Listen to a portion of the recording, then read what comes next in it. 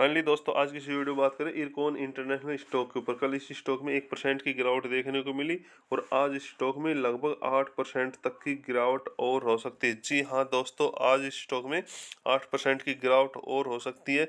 उसकी वजह जानेंगे। आरवीएनएल जो रेलवे विकास निगम लिमिटेड स्टॉक है, इसमें भी गिरावट देखने को मिल सकती है क्योंकि ये स्टॉक रेलवे से जुड़े हुए हैं। और कहीं ना कहीं जब इसी स्टॉक में गिरावट देखने को मिलेगी तो कहीं ना कहीं रेलवे के और स्टॉक पे भी इम्पैक्ट, उनका असर देखने को मिलेगा, तो वहाँ भी गिरावट देखने को मिलेगी। जो इस स्टॉक में गिरावट है उसकी वजह जानेंगे क्या वजह है। बट उससे पहले यदि आपने टेलीग्राम ज्वाइन नहीं किया है तो मिस ना करें, क्योंकि शॉर्ट टर्म के लिए यहाँ पे स्टॉक प्रोवाइड किए जाते हैं। ठीक है, जहाँ पे देखो लगभग कोचिंग का 1000 के भाव पे दिया, लगभग 1250 रुपये चल रहा है। ठीक है, तो निवेशकों को अच्छा मुनाफा हो रहा है। इसके बाद लगभग इसमें देखो अक्षय कोटिंग, इसमें 33 रुपये 27 पे दिया था, 33 रुपये में प्रॉफिट बुक करा दिया। और जो ये देखो ना, ये जो अडानी टोटल गैस ऐसे मौके पे दिया था 731 का भाव चल रहा था, और वहाँ के बाद जब दिया था स्टॉक अगले 2 दिन 20% का अपर सर्किट स्टॉक ने मार दिया। लगभग 2-3 दिन में स्टॉक ने 40% अपने निवेशकों को प्रॉफिट दे दिया। तो ऐसे स्टॉक यहाँ पे प्रोवाइड किए जाते हैं। इसकी लिंक वीडियो के डिस्क्रिप्शन में, वहाँ पे जाके आप ज्वाइन कर सकते हो।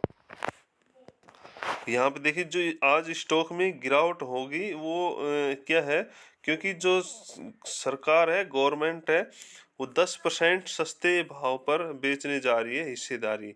यानी कि जो इरकॉन कंपनी है, उसमें जो कंपनी भारत सरकार का जो भी स्टेक है 73% के लगभग, उसको कम करने जा रही है। और किसके माध्यम से? OFS, offer for sale.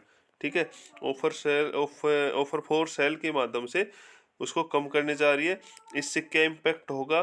ठीक है, और ये OFS क्या है, इसको समझिए एक बार, ये है क्या।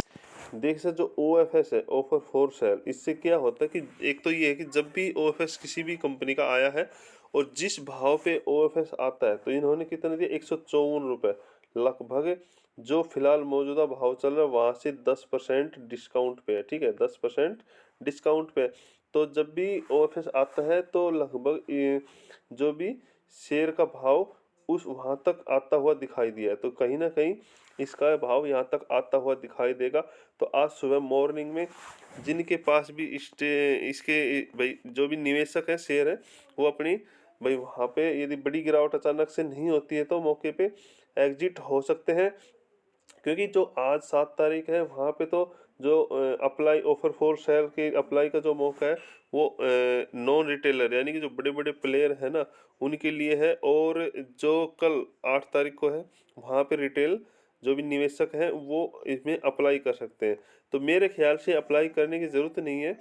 कल जैसे ही स्टॉक 155 से 158 रुपये तक आता हुआ दिखाई दे तो खुले मार्केट से हम दोबारा से खरीदारी कर सकते हैं। यदि 165 से 170 तक यदि आज हम अपने जो भी है एग्जिट हो जाए और कल से दोबारा से इस भाव पे खरीदारी कर ले तो कोई दिक्कत नहीं है। ठीक है, तो जो 8% का स्टेक हो 4% का करने जा रही है। ठीक है, और ये ज़रूरी नहीं है, क्योंकि जब ओवर सब्सक्राइबर हो जाएगा तो 4% और ये जो है ना, सरकार इसको और बेच देगी, यानी कि 8% स्टेक हो जाएगा। ठीक है, वैसे तो जो हिस्सेदारी है 73.18 है। ठीक है, मजबूरी नहीं है, क्योंकि 75% से ऊपर जब होता है ना तो मजबूरी होती है।